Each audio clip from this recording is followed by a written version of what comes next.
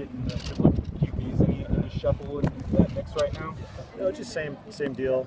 Mixing all three guys in with Troy and Tyler getting the majority of the snaps, and Cooper's getting some as well. As you've seen a couple of these practices, what's the strengths of each QB so far? You know, after 3 practices, I think they're all pretty sharp. Mentally, they know what they're doing. I think they both have been accurate and made good decisions. You know, without being hit, you don't see that other part of it. But those are the things that I've noticed in the first 3 practices. At the end of the session, what is the bottom line that you hope to want everyone to be at that level? I'm sure you don't want them to be, game 1 ready, but where would you like them to be at the end of the session? Yeah, you know, you want to progress, obviously, as spring goes on. We had, I thought, 2 pretty good days, took a little step back today. I thought we played a little slower with the pads. It affected us a little bit. So hopefully we'll adapt and adjust and play better on Thursday. As far as fast or how slow are you implementing your offense? You know, it's kind of a feel thing. So you install some stuff. If they get it, then you move on.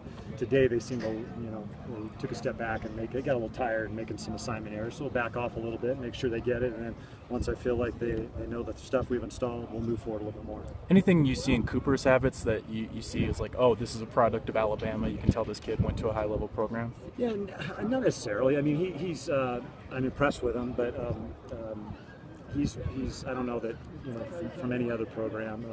He's a very sharp kid. He works hard. It's important to him. I think he's pretty polished, and I've been impressed with him. Is there a percentage that you want all the way installed by the time you guys get out of it? Yeah, you'd like to be around 95% of what you want to put in, but that'll be like I said, a feel thing, and I'll back off a little bit probably on Thursday and see how they get it. How are you dividing the reps? Do you have a percentage? You know, I would say it was probably about 40% for Tyler and Troy, and then Q probably was around 20. Yeah, 20%. And then you're the coordinator, so how are you dealing with the other aspects of the offense? Oh, well, that's part of the deal. I mean, it's just what I've always done. So, you got to be able to. Everything goes through the quarterback, so it's kind of a natural fit, honestly. But yeah, they've like I said, we just got to continue to progress, but everything's going fine. How are you looking for, or what are you looking for individually from the other positions on the offense? Just development and improvement.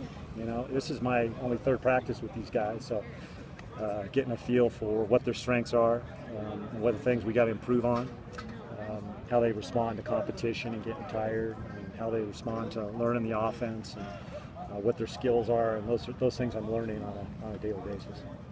Are you dividing the reps maybe with the offensive line, because you've lost a lot of guys, you didn't, but the team lost a lot of offensive linemen?